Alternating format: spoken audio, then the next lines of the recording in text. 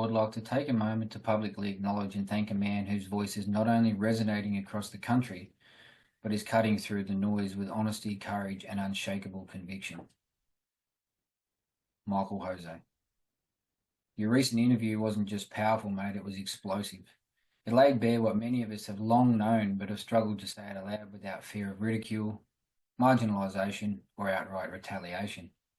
You did what few are willing to do in today's climate. You called out the system for what it truly is.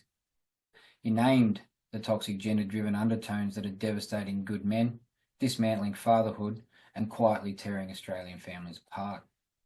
Your courage is not only admirable, it is essential for our cause, and it sets a precedent for other fathers to find their voice.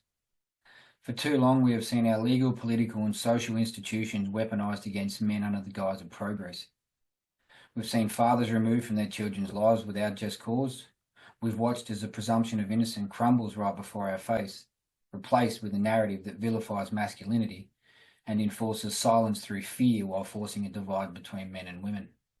Michael, you've given voice to the silenced, and more importantly, you've lit a fuse under a conversation that can no longer be ignored.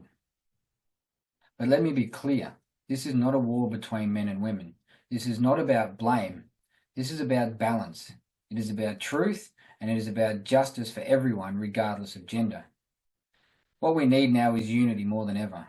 We need men and women of integrity to stand together, not divided by an ideology, but united by a shared commitment to fairness, family, and the truth. We need to rebuild trust in a system that has lost its way.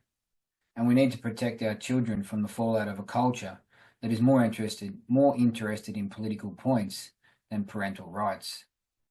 So let this moment be a turning point. Let Michael's words echo and resonate as a call to action. Let's build our movement grounded in mutual respect, reason, and demand equality be reinstated for men, fathers, and families.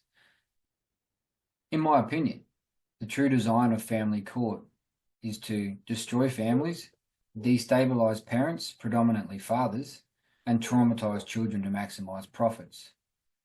And this is an open call to anybody out there that'd like to hold a conversation with me about how I'm wrong and you're right, because I'd love the opportunity to discuss this with any so-called professionals that like to tell me that the family court operates in the best interest of the children. Make contact, it'll make a great interview, and I'm sure we could both learn a lot from each other's opinions.